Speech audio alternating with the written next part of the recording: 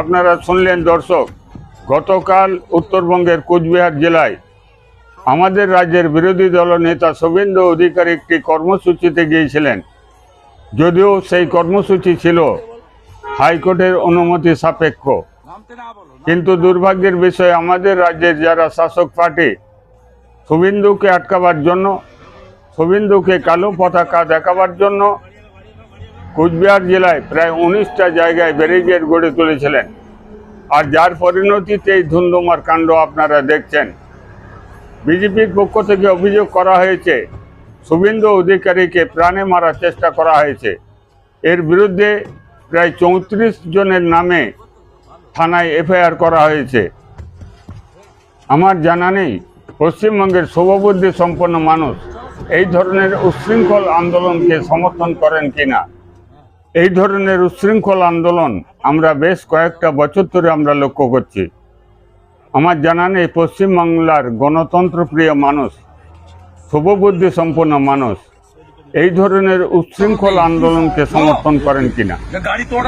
আর যদি সমর্থন করেন তাহলে বুঝতে হবে আগামী দিনে আমাদের প্রজন্মকে বিপদগামীর পথে আমরা ঠেলে দিচ্ছি। কারণ রাজনীতি করার জন্য বেশি শক্তির দরকার হয় না, রাজনীতি করার জন্য শিক্ষার দরকার, চেতনার দরকার। রাজনীতি করার জন্যে সাধারণ মানুষের কাজ করার দরকার। রাজনীতি করার জন্য যারা পেশি শক্তি ব্যবহার করেন তারা হচ্ছেন বনের জন্তু জানোয়াররা। তাদের শিক্ষা নেই, তাদের চেতনা নেই, তাদের কাজ করার দক্ষতা নেই, ক্ষমতা নেই।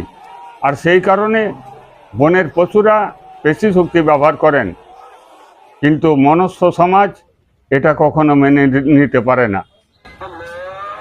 আপনারা হয়তো কেউ কেউ বলবেন আজকে বিজেপির নেতা শুভেন্দু অধিকারী আক্রান্ত হয়েছে বলে কেউ বিজেপি বলে তকমা লাগিয়ে দিতে পারেন।